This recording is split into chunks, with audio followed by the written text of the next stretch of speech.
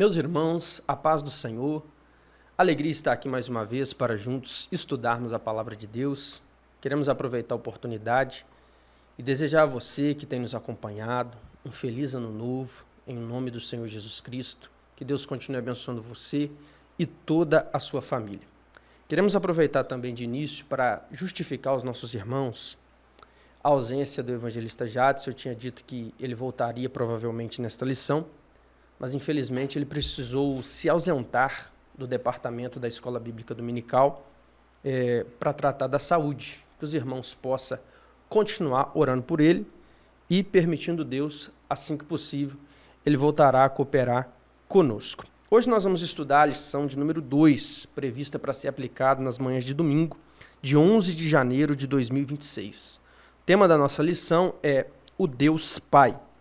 O texto áureo da nossa lição diz o seguinte: ninguém conhece o Pai senão o Filho, e aquele a quem o Filho quiser revelar. Mateus capítulo 11, versículo 27, a parte C.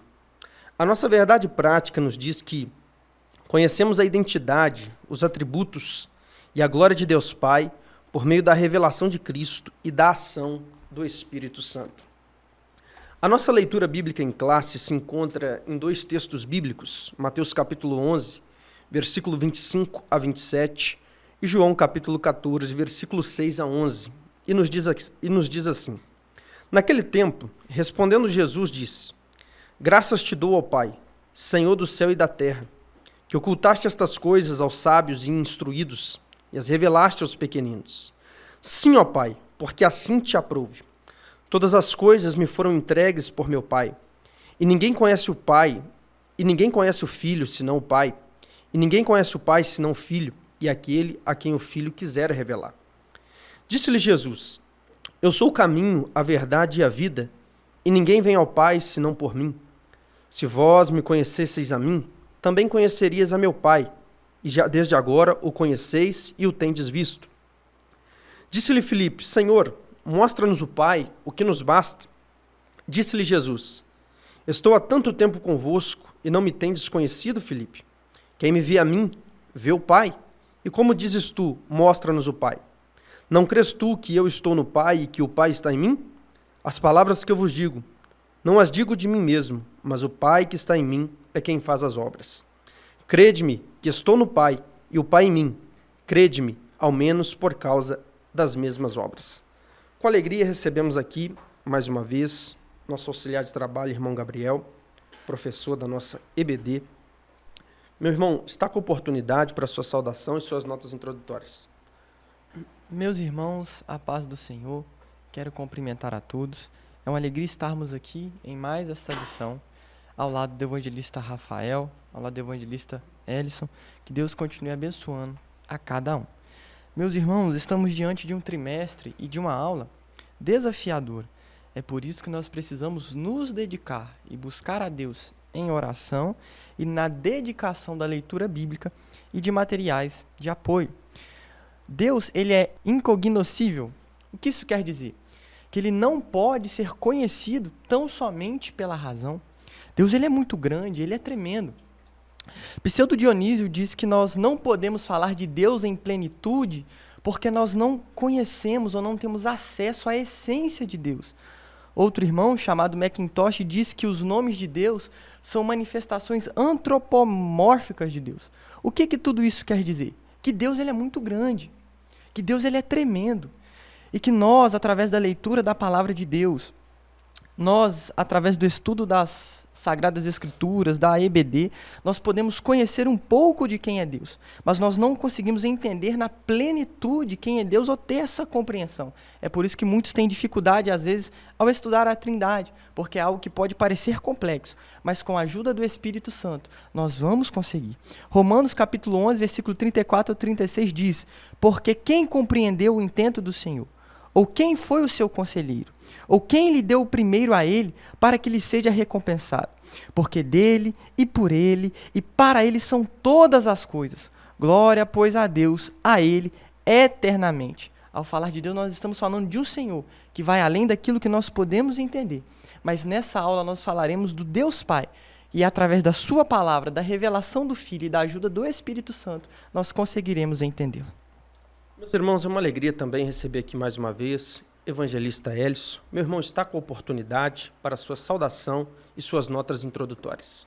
Meus irmãos, a paz do Senhor, é com muita alegria que o Senhor me dá um privilégio de mais uma vez estar aqui juntamente com o nosso irmão Evangelista Rafael e também auxiliar o irmão Gabriel. Que Deus em Cristo Jesus possa continuar abençoando a vida dos amados irmãos. Cumprimento aqui também nosso irmão Evangelista Jades, que está em recuperação com a sua saúde, que Deus possa estar te abençoando a cada dia e recuperando a sua saúde. Meus irmãos, falar de um tema tão importante para esse momento de Deus Pai. E quando a gente fala a respeito de Pai, dá uma alegria porque nós sentimos que Deus Pai, Ele é aquele que criou todas as coisas e principalmente o homem e a mulher para o louvor da sua glória. E a natureza e a importância de Deus Pai, a palavra do Senhor, ela nos diz que Deus, sendo sustentador, criador de todas as coisas, Ele tem o controle e Ele é quem domina todo o universo. A existência de um Deus teísta, que é a nossa doutrina, é o alicerce da teologia cristã. Se o Deus do teísmo cristão tradicional não existe, a teologia evangélica, logicamente, desmorona.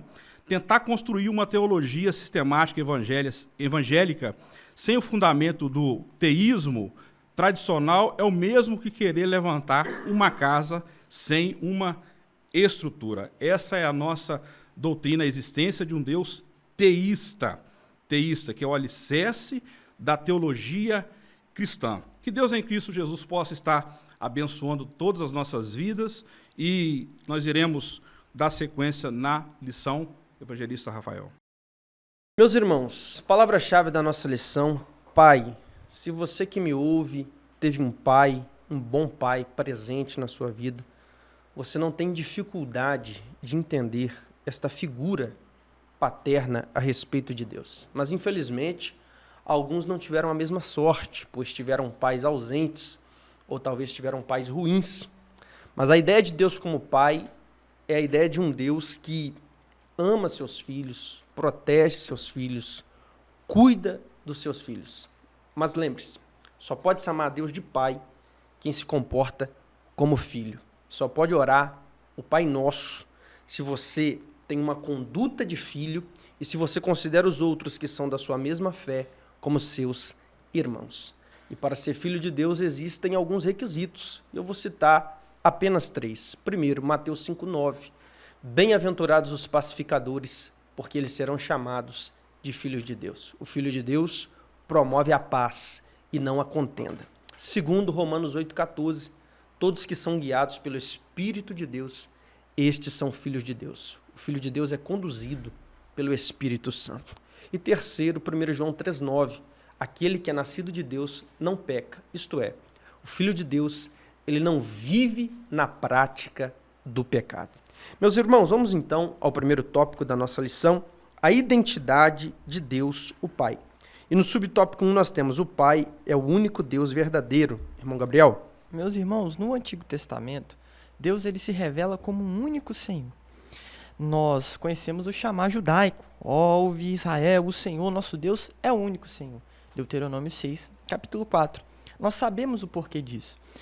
O povo estava inserido em um local, em regiões de politeísmo, onde se adorava vários deuses. O Egito tinha trazido uma experiência para aquele povo onde se o Senhor se manifestasse ali como a Trindade, eles poderiam interpretar como 3 deuses. E aí distorcer a revelação. Então o Senhor, ele vai colocando isso na mente do povo, ele se apresenta como o único Senhor e vai embutindo isso na mente do povo. Mas nós conseguimos encontrar ainda no Antigo Testamento a prova dessa trindade. Se você quiser ver algumas referências, Gênesis 1, 26, Gênesis 32, 24 ao 30, Zacarias 12, 10. Contudo, no Novo Testamento, nós temos isso mais descortinado. A Bíblia apresentando o nosso único Deus revelado em Deus Pai, Deus Filho e Deus Espírito Santo. O comentarista Douglas Batista fala que esse termo, Deus Pai, diz da universalidade do senhorio do Pai. Uma referência, Efésios capítulo 4, versículo 6. Um só Deus e Pai de todos, o qual é sobre todos e por todos e em todos. Logo, o Senhor é transcendente, Ele é sobre todos, Ele é ativo por todos, imanente em todos vós. O nome Pai pode expressar de forma linda amor. Isso nós temos em João, capítulo 3, versículo 16. Então, como bem já foi dito, quando nós falamos de Deus Pai, nós estamos falando de um Pai amoroso. Mateus 7,11, se vós, pois, sendo maus, sabeis dar boas coisas aos vossos filhos, quanto mais vosso Pai, que está nos céus, dará bem aos que lhe pedirem. Mas nós também encontramos a figura de um Pai que corrige, Provérbios 3,12, porque o Senhor repreende aquele a quem ama, assim como o Pai ao Filho, ao quer quem bem. Então nós conseguimos encontrar algumas coisas desse significado de Deus Pai. Evangelista Elis. Meus irmãos, é impossível a gente entender a respeito de Deus Pai sem passar pela doutrina da Trindade. Deus Pai, Deus Filho e Deus Espírito Santo. Esse é um mistério revelado e central da nossa fé cristã. Um só Deus em três pessoas, coeterna, consubstanciais e distinta. O Pai, o Filho e o Espírito Santo. Dentre essas três pessoas, nós estudaremos ao decorrer dessa lição, e por que não dizer também do trimestre. Deus Pai é aquele que se revela através de Deus Filho, que por sua vez roga ao Pai e que enviasse o Consolador, o Espírito Santo, que está com a igreja, que está dentro de nós, que está dentro de você, que está assistindo essa nossa pré-aula nesse momento. Meus irmãos, existem canções e até pessoas que vão se referir a Deus como você. Imagine comigo alguém chamando Deus de você. Da minha perspectiva, isso é algo irreverente e desrespeitoso. Alguns vão argumentar que chamar Deus de você é apenas uma forma de intimidade. Todavia, é possível ser íntimo de Deus e, ao mesmo tempo, reverente a este Deus. Não existe forma mais íntima e respeitosa para falar com Deus, para chamar a Deus, do que Pai. Por isso o comentarista cita para nós, neste ponto, Efésios 4:6. Versículo este que pode ser dividido em 5 partes para elucidar o nosso entendimento. Primeiro, um só Deus. A nossa fé judaico-cristã, ela é monoteísta. Cremos na existência de um único Deus, conforme a declaração de fé judaica. Segundo, Pai de todos. Mas fica a pergunta, que todos são esses? A Bíblia interpreta a própria Bíblia, João capítulo 1, verso 12. Todos que receberam a Jesus Cristo, a estes é dado o direito de serem chamados de filho de Deus. Ou seja, Deus é Pai de todos que recebem o seu Filho Jesus Cristo como Senhor e Salvador da sua alma. Terceiro, sobre todos, isto é, este Deus, ele está acima de todos. No que diz respeito à superioridade de Deus, poderíamos ilustrar da seguinte maneira: o rato precisa erguer a cabeça porque acima dele está o gato. O gato precisa erguer a cabeça porque acima dele está o cão. O cão precisa erguer a cabeça porque acima dele está o lobo. O lobo precisa erguer a cabeça porque acima dele está o leão. O leão precisa erguer a cabeça porque acima dele está o homem. O homem precisa erguer a cabeça porque acima dele está Deus. Mas Deus é o único que não precisa fazer este movimento de erguer a cabeça, porque não há ninguém acima dele, não há ninguém maior que ele, não há ninguém superior a ele. Por isso ele é conhecido na Bíblia, um de seus nomes, um de seus títulos, ele é Altíssimo. Por isso Isaías, no capítulo 6, verso 1, frisou que ele está assentado sobre um alto e sublime trono. Em quarto, nós temos por todos, ou seja, esse Deus ele peleja por todos aqueles que confiam nele. E por fim, em quinto lugar, em todos. Ele habita em todos aqueles que são filhos. Pois Jesus disse em João 14, 23, aquele que me ama, guardará a minha palavra, o meu Pai o amará, nós viremos para ele e faremos nele morada. Quem ama, prova que ama, guardando a palavra. E quando você guarda a palavra, você se torna o endereço de Deus nessa terra. Vamos então ao segundo subtópico, que nos diz o seguinte: o Pai é a fonte da divindade. Auxiliar Gabriel. Meus irmãos, abram as Bíblias em Salmos de número 2, verso 7, ou em Hebreus capítulo 1, versículo 5. Recitarei o decreto. O Senhor me disse: Tu és meu filho, eu hoje te gerei. A tradução ali literalmente significa dar à luz. E esse termo era usado em duas ocasiões. Ou quando a mãe dava à luz a um filho, ou em outra ocasião, quando um rei apresentava o seu filho ao povo. Esse é o significado. Então, nós, ao ler esse texto, alguém pode usar isso para dizer que o filho é criado, mas não, de maneira alguma. Isso não significa que o filho foi criado, porque isso é escrito em João capítulo 1, dos versículos 1 ao 3. No princípio era o verbo, e o verbo estava com Deus, e o verbo era Deus. Ele estava no princípio com Deus. Todas as coisas foram feitas por ele, e sem ele nada do que foi feito se fez. Ou seja, Jesus estava no princípio com Deus. Ele é Deus. Então, quando nós olhamos isso daqui, nós não podemos ter esse entendimento. Particularmente, esse segundo uso da palavra gerei ou dar à luz ali, eu acho muito interessante. Mas vamos lá. Portanto, essa expressão Deus Pai transmite a relação entre o Pai e o Filho. O comentarista Douglas Batista diz no livro de apoio que nós não podemos interpretar como se isso fosse uma hierarquia, ou seja, um é maior, o outro é menor, o Espírito Santo é menor ainda? Não, de maneira alguma. Isso significa uma prioridade ali de algo que ele vai chamar de relação ontológica, que significa estudo do ser ou da natureza da existência. Ou seja, quando nós vamos encontrar essas expressões, Pai, Filho, Espírito Santo, nós vamos estar lidando ali com a relação que temos ali na Trindade. Deus Pai, Ele é Senhor, Ele é Criador, Arquiteto do universo, Altíssimo, Majestoso e o nosso Senhor. Evangelista Hélice. Meus irmãos, Pai nosso que estais nos céus. Essa foi a oração que Jesus ele fez. Pai nosso. Isso trata-se de uma necessidade de um relacionamento pessoal com Deus. Assim como o próprio Jesus teve, nos convida também a ter esse relacionamento pessoal com Deus. O Pai, ele é a fonte da divindade. Se a gente olhar na palavra do Senhor, em Gênesis capítulo 1, versículo 1, também, diz assim: no princípio criou Deus os céus e a terra. Mostra Deus como criador divino de todas as coisas. Em Salmo 19, verso 1, os céus declaram a glória de Deus e o firmamento mostra as obras de suas mãos. A criação revela o Criador. Isaías 45, versículo 18, eu sou o Senhor e Deus, e não há outro Deus. Não há outro Deus além de mim. Fala da soberania de Deus.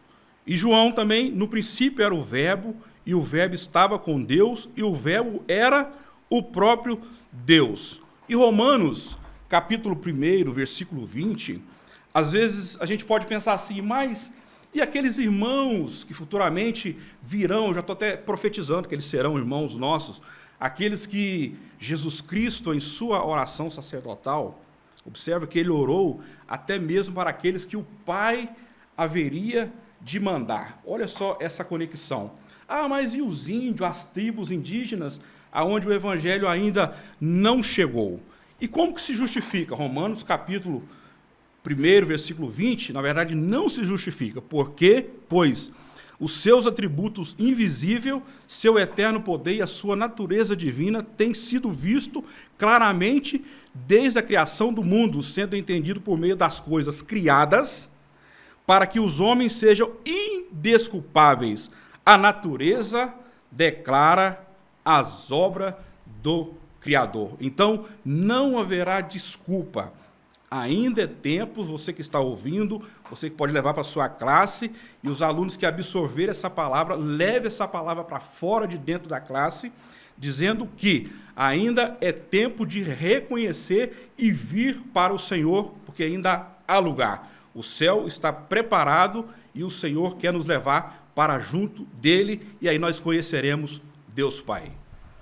Meus irmãos, pensar em Deus como a fonte é pensar em Deus como a origem de tudo aquilo que existe. Tudo começou com Ele e tudo vai terminar com Ele. De maneira que o ser humano ele tem duas opções. Ele pode encontrar com Deus no tempo para ser salvo, ou ele terá que obrigatoriamente encontrar com Deus na eternidade para ser condenado. Seja no início ou no final, de Deus ninguém vai escapar. Aqui eu gostaria de destacar 5 paternidades divinas. A primeira, a paternidade dos anjos. Os anjos são filhos de Deus por criação. Jó capítulo 1, verso 6. Vindo um dia em que os filhos de Deus se apresentaram perante ele, veio também Satanás no meio deles. Aí a expressão se refere aos anjos. Segundo, a paternidade de Adão. Adão é filho de Deus por formação. Deus formou o homem do pó da terra. Gênesis capítulo 2, verso 7. Lucas 3, verso 38 diz que Adão veio de Deus. Terceiro, a paternidade de Israel. Israel é filho de Deus por eleição. Deus disse em Êxodo 4, 22, Israel é meu filho, meu primogênito. Israel é o povo eleito, escolhido por Deus, por meio de quem veio a revelação bíblica e veio também o próprio Messias. Em quarto, nós temos a paternidade de Jesus Cristo. Jesus de Nazaré é filho de Deus por geração, falando, é claro, no aspecto humano, conforme João capítulo 20, verso 31. Jesus, ele foi gerado por Deus no útero de Maria, falando do corpo físico humano de Jesus, foi gerado por Deus no útero de Maria. E por fim, em quinto lugar, nós temos a paternidade da igreja. Os membros da igreja são filhos de Deus por adoção. Romanos 8, verso 15, recebemos o espírito da adoção de filhos, pelo qual clamamos Abba Pai. Chegamos então ao terceiro subtópico da nossa lição. O Pai age por meio do Filho e do Espírito. Auxiliar Gabriel. Meus irmãos, na última aula nós tivemos um exemplo muito interessante sobre a construção de uma casa, sobre o arquiteto, sobre os pedreiros que a constroem e sobre a família ou os habitantes que vão morar dentro daquela casa. A pergunta é, quem é o responsável pela construção da casa? É o arquiteto que planejou? É o pedreiro que construiu? Ou a família que vai morar lá e foi responsável pelo custo financeiro de construir a casa? Quando nós nos deparamos com isso, nós chegaremos à conclusão que os três são responsáveis, porque um foi o arquiteto, o outro executou e o outro está morando e financiou. Ou seja, sem a ação conjunta, a casa não é construída. Isso é só algo para nós tentarmos entender a Trindade. É um aspecto conjunto, uma obra conjunta, a salvação do homem. Então, agora falando de Deus Pai, nós olhamos aqui e vemos esse subtópico que fala o Pai age por meio do Filho e do Espírito. A olhar lá em Gênesis capítulo 3, o homem está num cenário terrível porque ele pecou. Mas de Deus vem a promessa, da semente da mulher nascerá um que inimigo, tu até ferirá o calcanhar, mas ele te esmagará a cabeça. O Senhor Deus ali, tipologicamente apontando para Cristo, sacrifica um animal para vestir eles com vestes de animais, para cobrir a nudez. Isso aponta lá para Cristo, que na cruz do Calvário taparia a nossa nudez do pecado. E depois o Espírito Santo vindo, morando no nosso coração. Ou seja, Deus Pai, Ele planejou antes da fundação do mundo o plano da redenção. E em Jesus Cristo nós temos a execução desse plano. E no Espírito Santo nós temos a aplicação desse plano no nosso coração. Amém. Evangelista Elis. O Pai age por meio do Filho. A forma de Deus se manifestar, é claro que logo no decorrer da lição, mais para o final, a gente vai ver os nomes de Deus e a forma que ele manifestava lá no Antigo Testamento ou na Antiga Aliança. Mas a forma de Deus manifestar, se dar-se conhecer à humanidade, foi através do Filho. Diz a palavra em João que o Verbo o verbo que estava com Deus e o verbo era Deus, isso falando de Jesus, e o evangelista Rafael ele trouxe muito bem essa questão do nascimento de Jesus dentro do ventre de Maria, mas ele tendo a sua natureza humana e a sua natureza divina. Isso se chama-se de união hipostática, ou seja, onde 100 mais 100 não é 200. 100 mais 100 é igual a 100. A paternidade é o papel da primeira pessoa da Trindade, que é Deus Pai.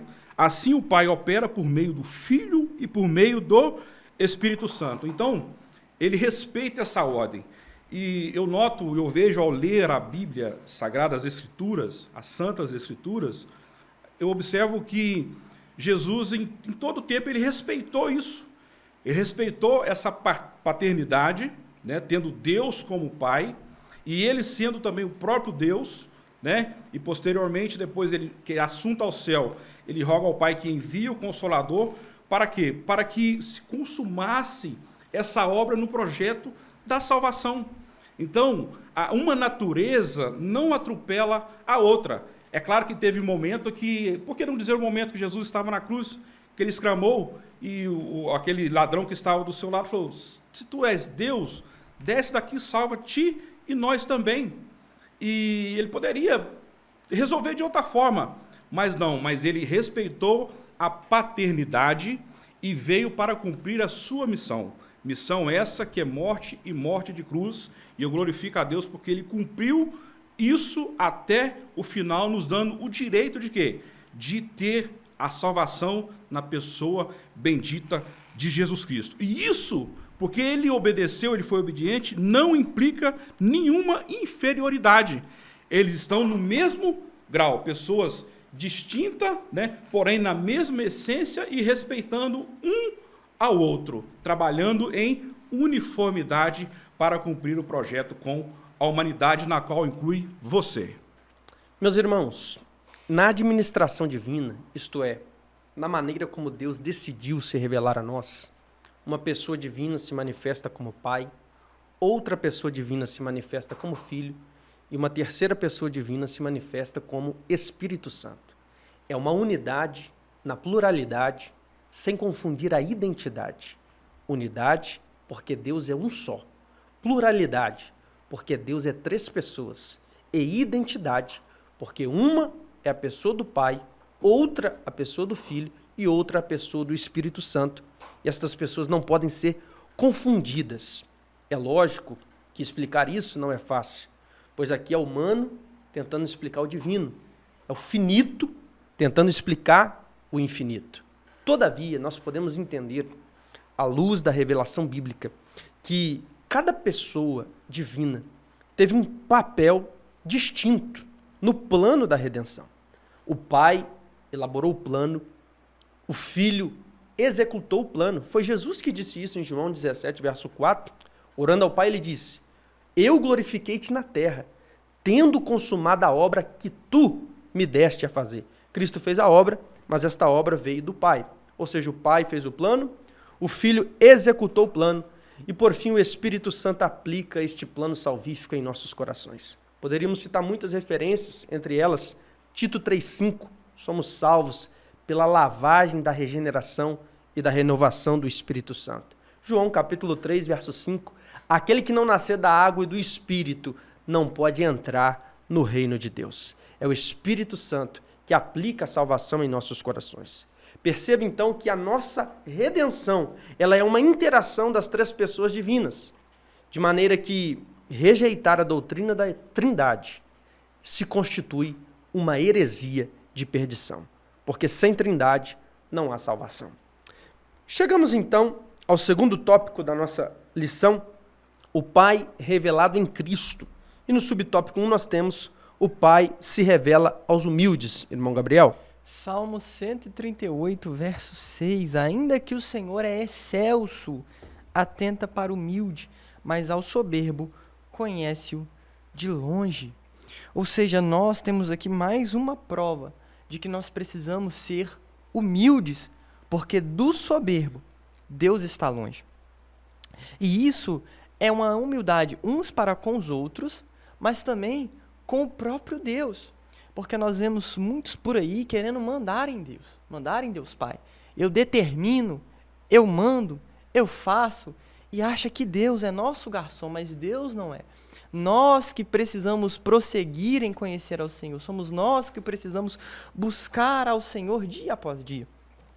O evangelista Rafael citou sobre o costume de alguns de chamar o Senhor de você. O pastor Renato Torres Moll, em uma das suas pregações na EBJ da Idealp, ele diz que enquanto mais intimidade você tem com Deus, você não passa a chamar ele de você, mas enquanto mais intimidade você tem, mais você reconhece a soberania dele. Então você começa a o chamar de Deus, de Senhor de nossas vidas, de Todo-Poderoso, de Pai, porque Ele é nosso Pai. Que nós possamos ser humildes e reconhecer que o Senhor é excelso. Evangelista Hélios. O Pai se revela aos humildes. Quão complexo também é essa palavra, e na sua literalidade, e por que não dizer na forma de praticar e de ser o que verdadeiramente é uma pessoa humilde. E interessante que Deus, através de Jesus Cristo, ele poderia ter revelado os assuntos a respeito do reino de Deus a muitas outras pessoas. Mas eu noto que o colegiado apostólico, Jesus ele chamou pessoas simples, não menosprezando as demais profissões, né, porque assim como o Senhor ele chamou os pescadores, ele chamou também um doutor da lei, que foi Paulo. Então, Deus ele vai usar aquilo que a pessoa tem, mas se de fato a pessoa não é humilde, e geralmente quem não é humilde também eu acho que não vai deixar de ser uma pessoa soberba. E aí, pessoas assim é até um pouco difícil a gente se relacionar, veja bem por quê. Porque imagina se eu tenha o meu trabalho e às vezes chega um veículo para mim dar um diagnóstico e às vezes a pessoa, algumas na inocência, e eu até perdoo isso, chega já falando o que é o problema do carro.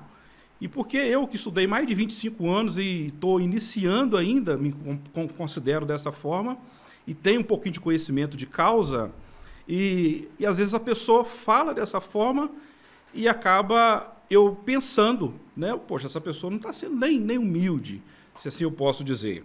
Mas interessante que as coisas de Deus, através de Jesus Cristo, ele revelou para essas pessoas, para os seus pequeninos.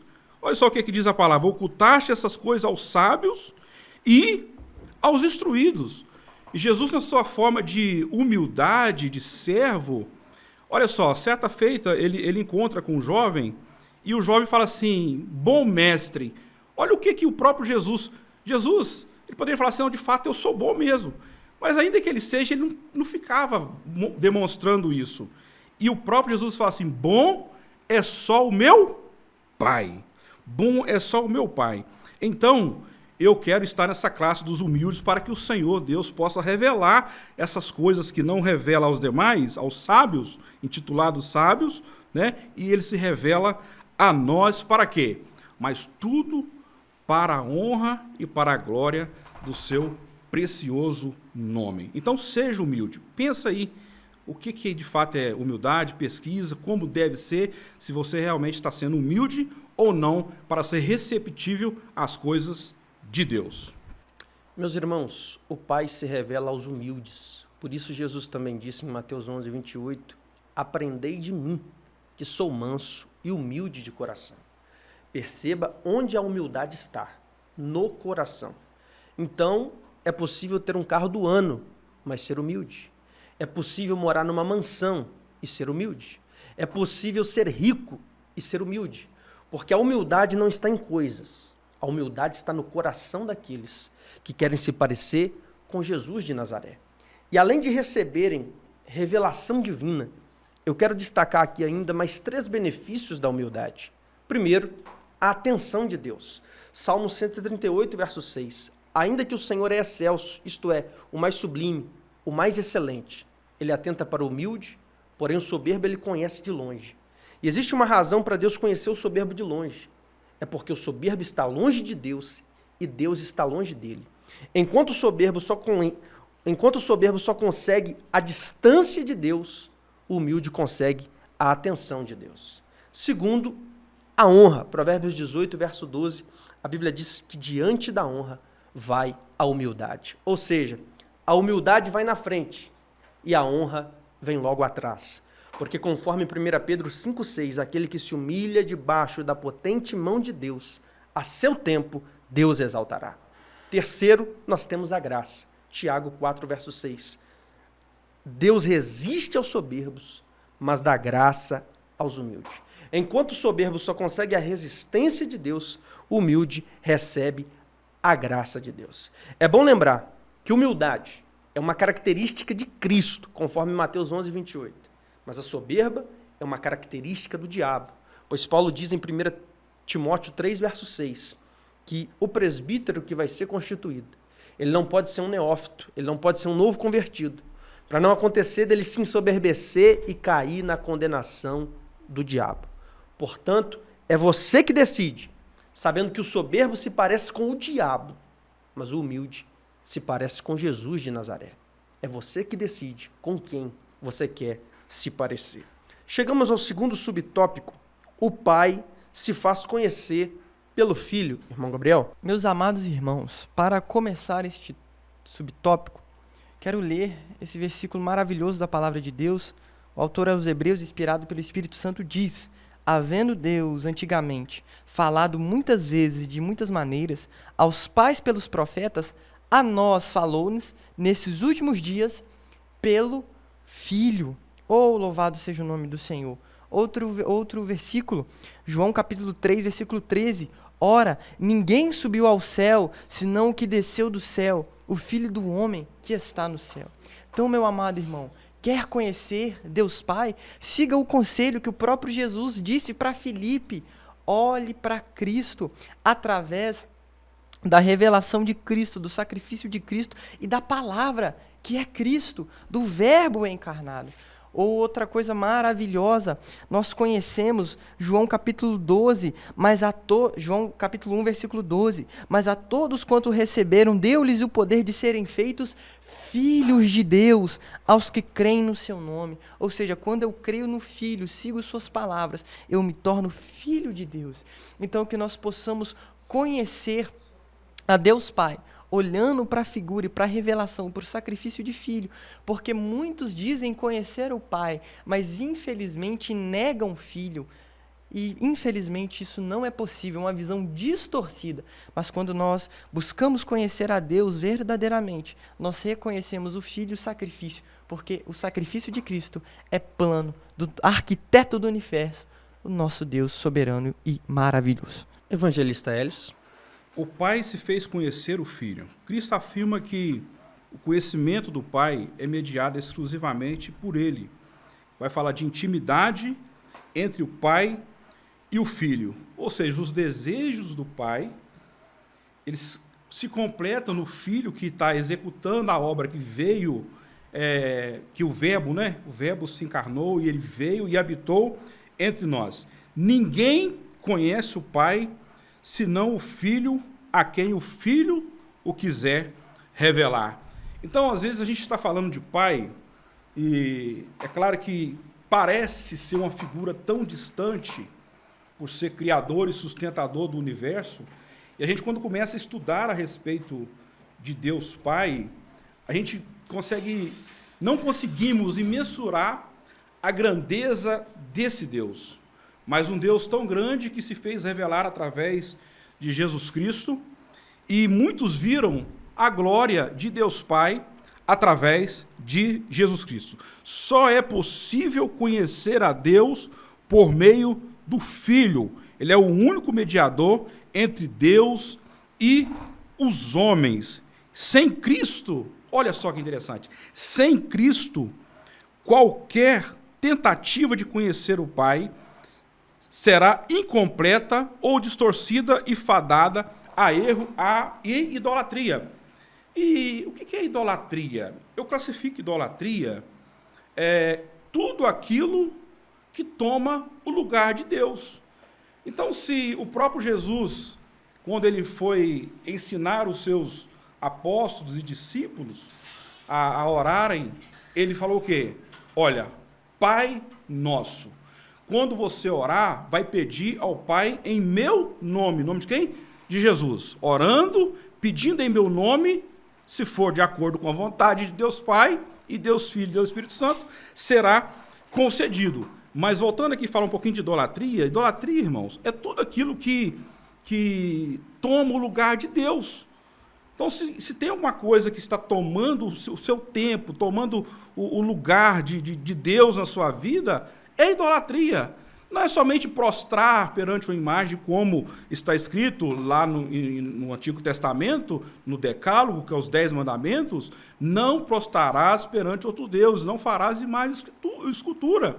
Está escrito, foi uma lei, uma normativa para quê? Para que regesse o povo. Mas agora, se eu coloco qualquer outra coisa no lugar de Deus, em termos de tomar tempo, é idolatria. Mas Jesus Cristo fez-se conhecer, habitou entre os homens, muitos viram a sua glória. A glória de Deus Pai manifesta em Jesus Cristo, que é Deus Filho. Aí agora, como nós conhecemos? Nós não podemos esquecer o elemento chamado fé. Porque eu não estava lá quando Jesus morreu. Eu não estava lá quando Jesus ressuscitou. E certamente você também não estava, que foi muitos anos atrás. Porém, pela fé, nós entendemos que Jesus Cristo, ele morreu e ele ressuscitou. Então nós cremos, através da fé, que Jesus Cristo ele está vivo e ele é o mediador entre Deus e os homens. Quando for orar, Senhor, perdoa os meus pecados. Deus, Pai, perdoa os nossos pecados em nome de Jesus. Em nome de Jesus a gente ora ao Pai. Nós não oramos em outro nome, a não ser o nome de Jesus. Meus irmãos, a razão para Cristo, no capítulo 1 do Evangelho segundo João, ser chamado de verbo ou palavra, é porque ele é a expressão máxima, exata e perfeita de quem Deus é. Por isso ele mesmo disse em João capítulo 10, verso 30, eu e o Pai somos um, revelando assim a unidade que existe na divindade. Por isso Jesus também disse em João 14, verso 9 e 10, quem me vê a mim, vê o Pai, porque eu estou no Pai e o Pai está em mim. De maneira que o apóstolo João vai escrever na sua primeira carta, capítulo 2, verso 23, que aquele que nega o Filho também não tem o Pai, mas aquele que confessa o Filho, esse também tem o Pai. Por isso Jesus também disse em João 14, verso 6, ninguém vem ao Pai se não for por mim. O que significa vir ao Pai? Jesus ensinou na oração em Mateus 6, verso 9, Pai nosso que está no céu. Então ir ao Pai por meio de Cristo significa um dia ir para o céu, ou seja, só irá ao Pai, só irá ao céu quem passar por Jesus, porque ele é a porta, e quem permanecer em Jesus, porque ele também é o caminho. E 1 Timóteo 2,5 vai dizer que há um só Deus e um só mediador entre Deus e os homens, Jesus Cristo o homem. Não é Maria, não é Pedro, não é João. Jesus é o único mediador. Aliás, essa idolatria, essa reverência, esse culto a Maria é infundado, não tem base nas Escrituras. Porque se você ler a Bíblia, você nunca vai encontrar Maria curando enfermo. Você nunca vai encontrar Maria expulsando o demônio. Você nunca vai encontrar Maria perdoando pecado. Você nunca vai encontrar Maria fazendo milagre. Você nunca vai encontrar na Bíblia Maria morrendo na cruz. Por quê? Porque quem perdoa pecado é Jesus. Quem cura é Jesus. Quem liberta é Jesus. Quem faz milagre é Jesus. E quem morreu na cruz para salvar a sua alma foi Jesus de Nazaré. Então honre Jesus, glorifique Jesus, adore Jesus. Terceiro subtópico da nossa lição, quem vê o Filho, vê o Pai. Irmão Gabriel? João 10:30. Eu e o Pai somos um. Isso aqui não significa que eles são a mesma pessoa, como se confundem os unicistas, mas sim que eles compartilham como diz o comentarista, da mesma natureza divina, da mesma essência.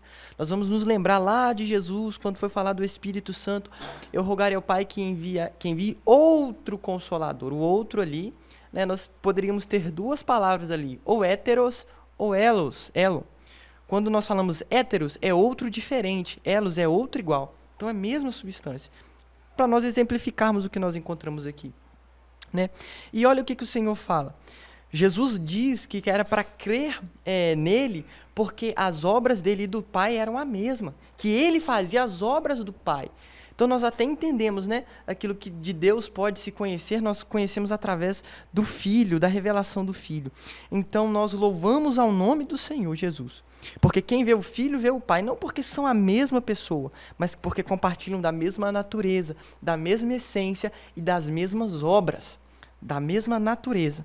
Então nós louvamos ao nome do Senhor, porque através do Filho o nome de Deus é glorificado e a obra de Deus continua a seguir. Evangelista Helios. Meus irmãos, quem vê o Filho vê o Pai.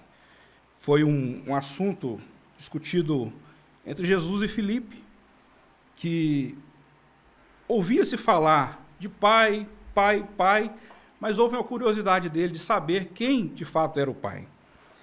E ele pergunta a Jesus: Jesus, mostra-nos o Pai. Quem é o Pai? Em certo momento, Jesus disse: olha, estou há tanto tempo convosco que vocês ainda não me conhecem.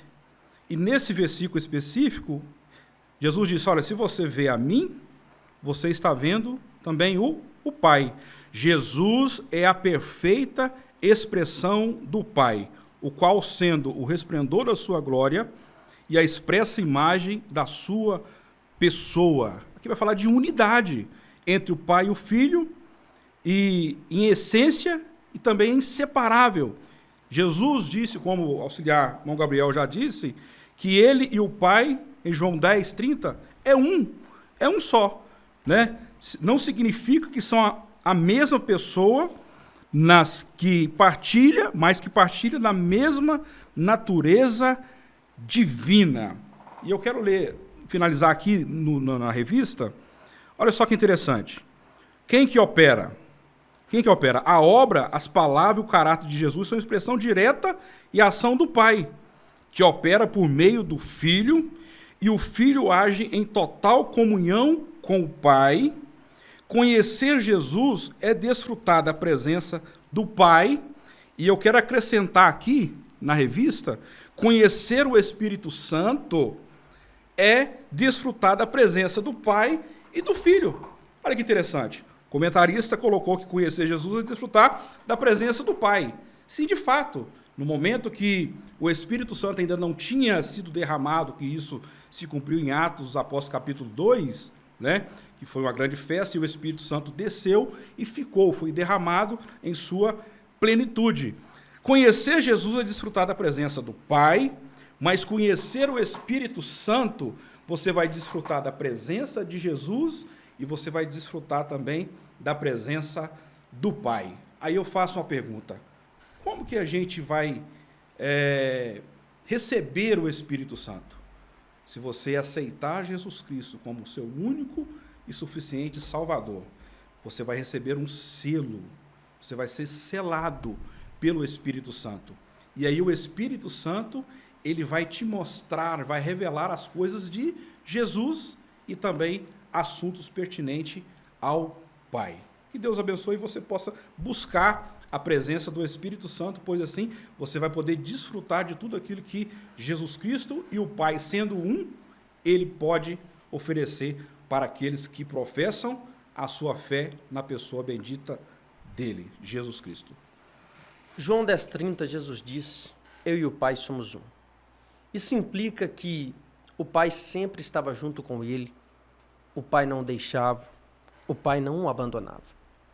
Todavia, na quarta palavra de Cristo na cruz, em Mateus 27:46, nós temos uma expressão polêmica de Cristo na cruz. Ele exclama em aramaico: Deus meu, por que me desamparaste?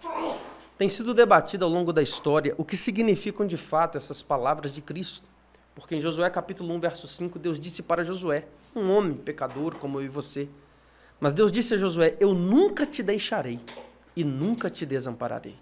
Se Deus não desampara Josué, que era falho, o que levaria Deus a desamparar o seu próprio filho na cruz do Calvário, conforme as palavras de Cristo? O caminho mais coerente teologicamente para entender isso é porque naquele momento Jesus era o sacrifício pelo nosso pecado. Ainda que ele próprio não tivesse pecado, mas Isaías 53, verso 6 está escrito que Deus fez cair sobre ele a iniquidade de todos nós.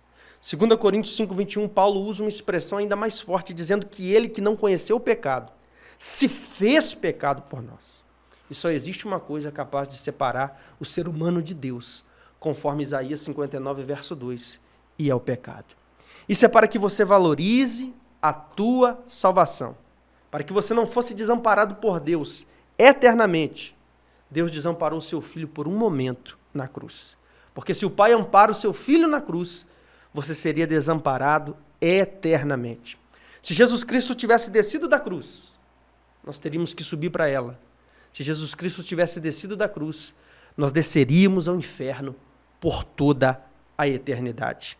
Meu querido ouvinte, você vai para o inferno se você quiser, porque Jesus Cristo já pagou o preço pela tua salvação. Ele usou a coroa de espinho na terra para que você possa um dia usar a coroa de glória lá no céu. Assim nós finalizamos, estamos indo agora para o último tópico da nossa lição, e talvez você ainda não curtiu este vídeo, talvez você ainda não deixou ainda o seu comentário a acrescentar, talvez ainda você não compartilhou. Compartilhe esse vídeo nos seus grupos de WhatsApp. Se essa aula está te ajudando em sua preparação, nos ajude também na divulgação da mesma. Também deve estar aparecendo aqui o link da inscrição no WhatsApp, caso você queira fazer parte do nosso grupo de interação das nossas pré-aulas. Chegamos então ao terceiro tópico da nossa lição, a pessoa de Deus Pai. E no subtópico 1 nós temos atributos incomunicáveis do Pai, irmão Gabriel. Meus irmãos, aqui eu quero trazer uma reflexão. Quando nós olhamos para aquele texto lá, que nós identificamos ali, a figura do inimigo enquanto ele ainda estava no céu, está escrito que ele pensou, serei semelhante ao Altíssimo. E hoje muitos querem fazer algo parecido, querem às vezes tomar o lugar de Deus. Mas será que nós podemos ser maior que Deus? Será que você pode competir com o Altíssimo? Eu competir com o Altíssimo? Olha só o que está escrito em Salmos número 90. Senhor, tu tens sido nosso refúgio de geração em geração. Antes que os montes nascessem, ou que tu formasses a terra e o mundo, sim, de eternidade a eternidade, tu és Deus. Ou seja, o Senhor, ele é eterno, ele é criador de todas as coisas, e ele é nosso refúgio de geração em geração, porque de eternidade a eternidade, ele é Deus. Ele não foi criado, é por isso que tem gente que fala que Deus não existe. Na verdade, se nós formos olhar, não é certo falar Deus existe, porque Deus é, ele não tem começo, ele não tem fim, ele vai além daquilo que nossa mente finita pode imaginar. Até porque, se referindo ao Filho, Isaías 9,6 diz Pai da eternidade. Olha que grandeza, nós não conseguimos sequer entender a eternidade. Nós podemos olhar lá para o eu sou o que sou, lá em Êxodo capítulo 3, versículo 14, se nós formos olhar ali, até a etimologia, as raízes judaicas da palavra ali, nós veremos que aquilo dali não significa somente eu sou o que sou. Aquilo dali traz mais. Aquilo dali traz que o Senhor sempre foi o que foi, é o que é, sempre será. Sempre será. Ou seja, é no passado, é no presente, é no futuro. Ou seja, quando nós olhamos para a palavra de Deus, nós só encontraremos uma resposta e uma verdade. Deus, ele é muito maior do que até mesmo nós conseguimos imaginar. Ele é autoexistente, eterno, imutável, onipotente, onisciente e onipresente, dentre outras mais características. Evangelista Hélio. Meus irmãos, atributos incomunicáveis do Pai. O que é? São qualidades exclusivas da divindade, elas pertencem apenas a Deus Pai, bem como ao Filho e ao Espírito Santo. Não podem ser compartilhadas pelo ser humano. Quais são essas? Autoexistência. Deus existe por si mesmo. Não depende de nada para existir. Êxodo capítulo 3, versículo 14 e João capítulo 5, versículo 26 Faça essa leitura com os seus alunos e Deus vai te mostrar algo muito fiel da parte dele que está registrado na Sagrada Escritura. Eternidade. Deus não tem começo nem fim. Não está limitado ao tempo. Deus não tem começo e nem fim. Eternidade. Nós estamos, irmãos, sendo preparados aqui na Terra para viver uma eternidade. Nós não somos eternos. Deus é eterno, e Ele caminha na eternidade, e o tempo, Ele não está sujeito ao tempo. E quanto nós estamos sujeitos ao tempo, e por que não dizer que quando eu comecei a estudar a palavra do Senhor, quando você lê do capítulo 1, do capítulo 2 de Gênesis, a distância é enorme, o fator tempo. E às vezes a gente lê e às vezes a gente se confunde, por quê? Na nossa visão e na nossa mente, que é limitada, mas pode ser aperfeiçoada por Deus, porque o próprio Senhor disse que se quisermos sabedoria, é para pedir a quem? Ao Senhor. Então, se você quer sabedoria, peça ao Senhor. Então, há uma distância grande de um capítulo para o outro. E a gente lê e fica sem entender, mas a Bíblia é o único livro que a gente lê e o autor ele está ali pertinho da gente, e o Espírito Santo ele vai nos iluminando na tua palavra, diferente de inspirando, porque quem é inspirado escreve, quem é iluminado vai usar daquilo que foi iluminado a respeito da sua palavra, que é a palavra de Deus, e vai passar para aqueles que possam ouvir. Então, Deus, ele está na eternidade, caminha na eternidade, mas também ele contempla tudo nesse espaço. E nós estamos sendo preparados para uma eternidade. E como muito foi bem dito aqui, já em meio a essa pré-aula, você escolhe aonde você quer passar a sua eternidade. Interessante que a sua escolha você tem que fazer agora, né? Aí como que você quer viver uma vida dissoluta, dos prazeres, e chegar lá no último dia do arrebatamento e você ficar para trás e querer gozar ainda de uma eternidade. Então, o que a gente vai fazendo, vai privando aqui, é para que a gente possa chegar no céu e estar com Jesus e ver Deus e contemplar a sua glória. Imutabilidade. Deus não muda. Ele é sempre o mesmo. Eu mudo. Pessoas mudam. Às vezes as pessoas prometem alguma coisa e não conseguem cumprir. Por que não dizer, nós passamos a virada do ano agora, e foi muitas pessoas que certamente fez muita promessa. E eu só pedi uma coisa, Senhor, me dá a tua graça, que ela me basta para que eu possa cumprir o propósito que o Senhor tem na minha vida. Essa foi a minha oração da virada do ano. Mas tem muita gente, certamente, que eu sei que fez muitas promessas. Eu quero ser isso, eu quero fazer aquilo, eu quero fazer aquilo, eu quero fazer o outro. Mas, Senhor, o que eu estou querendo é estar no centro da vontade do Senhor. Deus não muda. Deus não muda. Ele é também onipotente, Deus poderoso, nada pode frustrar os seus desígnios. Onisciência, Deus conhece perfeitamente o passado e o presente. Ele sabe de tudo, ele conhece tudo e não perdeu o controle de nada. Meus irmãos, o comentarista cita para nós nesse ponto 6 atributos divinos incomunicáveis, isto é, somente Deus possui e as suas criaturas não possuem. Primeiro, Deus é autoexistente. Como disse Tomás de Aquino, Deus é a causa não causada. Deus é a causa de tudo que existe e Deus nunca foi causado por nada e por ninguém. Ele subsiste por si mesmo, ele sempre existiu. Eternidade. Nunca houve um tempo em que Deus não existisse. A própria eternidade tem uma origem, mas Deus não. Pois Isaías 9,6 diz que Deus é o Pai da eternidade. Ou seja, a eternidade tem origem nele. Terceiro, a imutabilidade. Tiago 1,17 diz que em Deus não há mudança e nem sombra de variação. Em quarto lugar, nós temos a onipotência. Deus ele possui todo o poder. Ele pode, na sua vida, do natural, fazer o sobrenatural. Do ordinário, fazer o extraordinário. E do possível, fazer o impossível. Onisciência. Mateus 10:30 diz que até os fios de cabelo da nossa cabeça estão contados perante ele. E por fim, a onipresença. Deus está em todo lugar e não existe lugar em que Deus não esteja. Pela onipresença, Deus está até no inferno. Salmo 139, verso 8. O salmista disse, ainda que eu fizer a minha cama no Sheol, que pode ser traduzido ali por inferno ou por abismo, ali o Senhor está também. Só não confunda a onipresença com presença. Pela onipresença, Deus está em todo lugar. Mas a presença de Deus só habita onde há santidade, onde há fidelidade, onde há comunhão com Ele. Porque o fogo de Deus não desce em altar quebrado.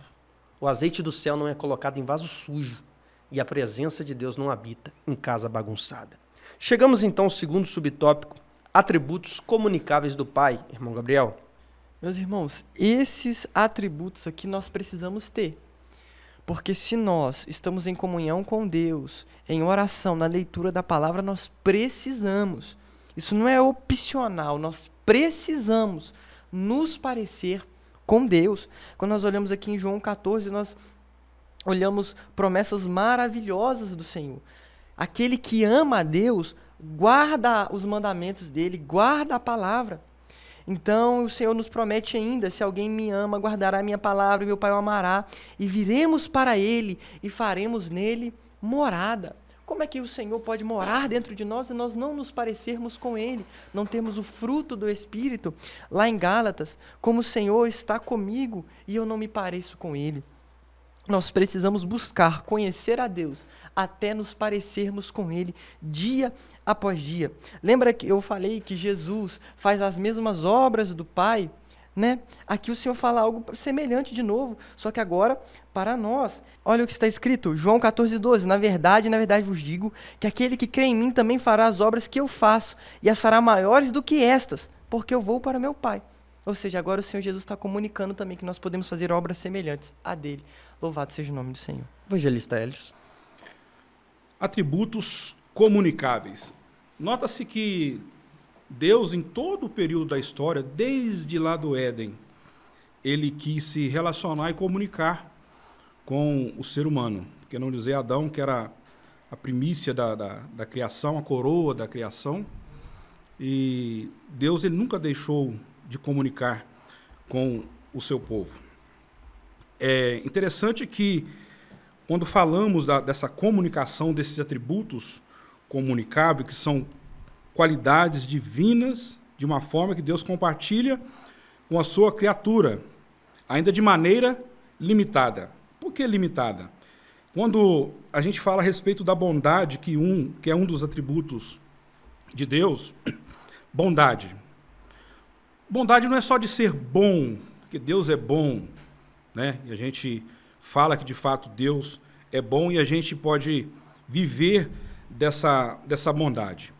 Tá, se eu voltar um pouquinho no Antigo Testamento, você anota aí um versículo em Êxodo capítulo 33, versículo 18 ao 23, o Senhor, ele vai se revelar para Moisés de forma que Moisés faz um pedido para ele. Que pedido é esse? Moisés pede a Deus, peço-te que mostre-me a tua glória. Qual foi a resposta de Deus para ele nesse momento? A resposta de Deus foi, olha, Deus responde para ele, farei passar a minha bondade e proclamarei o meu nome. E Deus ainda acrescenta, você não poderá ver a minha face, porque nenhum homem poderá continuar vivo depois de ver a minha face. Então o que Deus fala para Moisés? Olha, há um lugar na fenda da rocha. Eu vou passar, vou cobrir com a minha mão. Cobrir com a minha mão. Por que mão? Mão, pés, olho. A palavra do Senhor diz que os olhos do Senhor são como chama de fogo. Isso é o quê? É o ser humano dando forma a Deus. Porque a palavra do Senhor em João está dizendo que Deus ele é espírito e importa que aqueles que adoram também em espírito e em verdade. Mas Deus se fez conhecer através do Filho, Jesus Cristo, que também, por sua vez, rogou ao Pai, repito, que ele enviou o Espírito Santo. Mas voltando a falar aqui a respeito da bondade de Deus, olha, vou colocar aqui a minha mão, antropopatismo e antropomorfismo. Um dá forma a Deus e outro dá sentimento. E nesse momento, um deles está explícito aqui, dizendo que, olha, Senhor, com a sua mão, ele vai cobrir, e ele passou, e aí Moisés, ele viu o quê? A bondade de Deus. Porque se ele tivesse visto a Deus, ele, de fato, ele morreria. Pois a própria palavra diz essas instruções, que ninguém viu a Deus, a não ser Jesus Cristo, o Filho de Deus. Aqui neste ponto nós temos 4 atributos comunicáveis de Deus. Atributos, características que Deus possui e Ele compartilha conosco em um grau muito menor, mas que Ele também nos permite possuir. Primeiro, Deus é totalmente santo. Por causa disso, Ele é nosso modelo. 1 Pedro 1,15. Como é santo aquele que vos chamou, sede vós também santo em toda a vossa maneira de viver. Segundo, o amor. 1 João 4,8. Deus é amor. A Bíblia não diz que Deus apenas tem amor, mas diz que Ele é amor. Ou seja, a essência do caráter de Deus é o amor. Terceiro, a fidelidade. Deus é sempre fiel. E uma das manifestações da fidelidade de Deus é que Ele nunca vai te dar uma cruz maior do que a que você possa carregar. 1 Coríntios 10, verso 13. Fiel é Deus, que não permitirá que vocês sejam tentados ou provados acima do que podeis suportar. E por fim, a bondade de Deus. Por isso que Tiago 4,17 diz que aquele que pode fazer o bem e não faz, comete pecado, porque Deus é o nosso referencial. Chegamos então ao terceiro e último subtópico da nossa lição, os nomes que revelam Pai. Irmão Gabriel. Meus irmãos, alguns nomes revelam Deus ali no que Ele é. Outros dão glórias ao Senhor pelo que Ele faz, né? Eu gostaria de destacar aqui Adonai. Em hebraico significa Senhor ou Mestre. Eu acho lindo demais nós olharmos para o Senhor e reconhecer a grandeza dEle. Dizer, Senhor, sem ti eu nada sou, Tu és o meu Senhor. O Senhor é o meu ensinador, o meu mestre. Ele precisa ser em todo momento nosso Senhor, o nosso mestre. Nós temos também aqui El Shaddai, Deus Todo-Poderoso, Ele tem poder para fazer todas as coisas. Nós poderíamos nos lembrar de Jeová Rafá, o Deus que cura, o Jeová Jirê, o Deus da provisão. Ou seja, quando nós olhamos para o Senhor, nós poderíamos elencar todos os nomes e no final descobrir, Senhor, Tu és tudo para mim.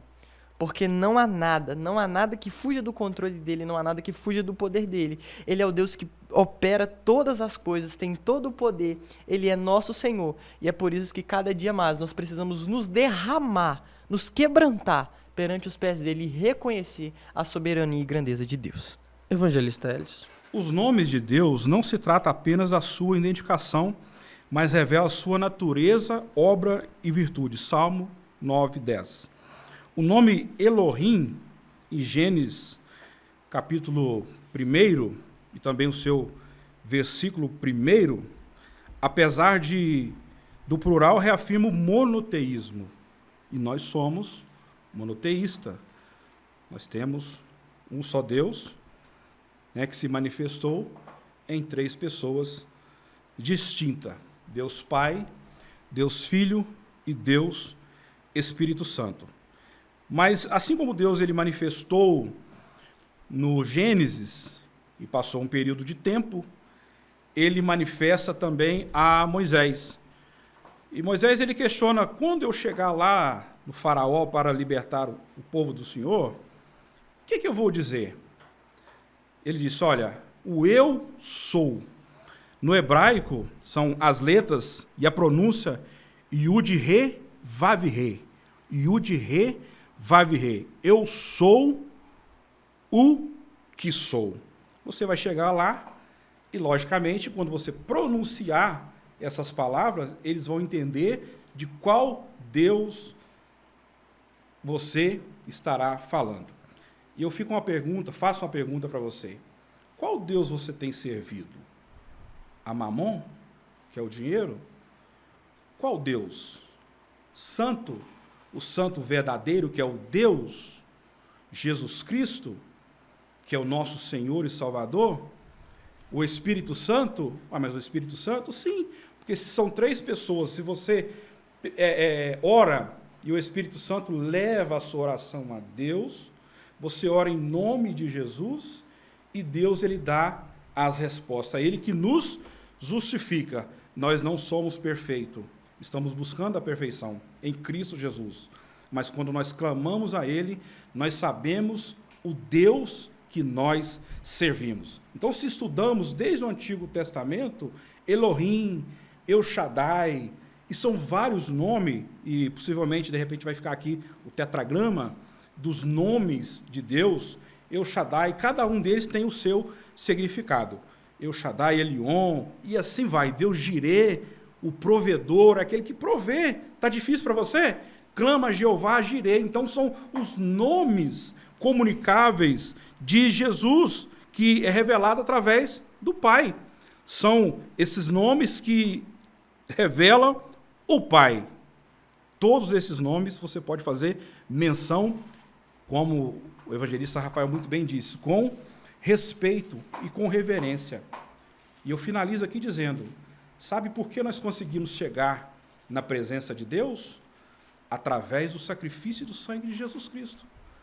Porque nós, como somos pecadores, nós não chegaríamos perto de Deus, se não for pelo Filho, que é o mediador, Jesus. Então, Jesus é um nome que tem poder. Adonai, Todo-Poderoso, manifesta a sua autoridade como Senhor. Senhor. E Ele só é Senhor de quem Ele é pastor. Ele só é pastor de quem Ele é Senhor. Então, pense nisso. A quem você tem pedido, a quem você tem buscado, qual o nome que você tem buscado. Talvez quando você entra numa situação de problema, você pensa no nome de um amigo, você pensa no nome de uma pessoa, de um órgão superior, mas eu te convido a pensar em Jesus. Seja guiado por Jesus e você irá bem e será feliz, tu e a sua casa. Quero agradecer mais uma participação do nosso irmão Gabriel. Meu querido, destaca a oportunidade para a sua palavra de conclusão nesse momento.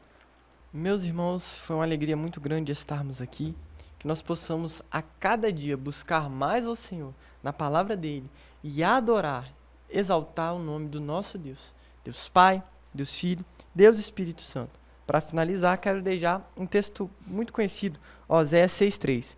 Conheçamos e prossigamos em conhecer o Senhor. Quero agradecer também a participação mais uma vez do evangelista Elcio. Meu irmão, está com oportunidade para a sua palavra de conclusão. Eu quero agradecer aos irmãos que nos concedeu mais uma oportunidade e que Deus em Cristo Jesus possa te abençoar. E eu quero repetir, que veio na minha mente aqui, conheçamos e prossigamos em conhecer a Deus. A Deus. Só se conhece Deus através da pessoa bendita do Espírito Santo, que está com a igreja. Aí você conhece Jesus e automaticamente você vai usufruir daquilo que Deus Pai tem para a sua vida. Que Deus em Cristo Jesus possa te abençoar. Tenha uma boa aula. Deus abençoe em Cristo Jesus. Eu finalizo citando para vocês 3 animais que simbolizam as 3 pessoas divinas. Nós temos a pomba, Mateus 3,16, revelando a pureza do Espírito Santo. Nós temos o leão, Apocalipse 5, verso 5, revelando a realeza do Filho. Ele é o Rei dos Reis e o Senhor dos Senhores. E nós temos a águia, um símbolo de Deus Pai. Êxodo 19, verso 4 diz que Deus, com asas de águia, tirou o povo da terra do Egito. E Apocalipse 12, 14 diz que Deus livrará Israel da fúria do anticristo na grande tribulação com asas de águia. E assim como a águia é soberana em seu voo, Deus é soberano em sua glória. Que Deus em Cristo Jesus abençoe a todos, em nome de Jesus. Amém.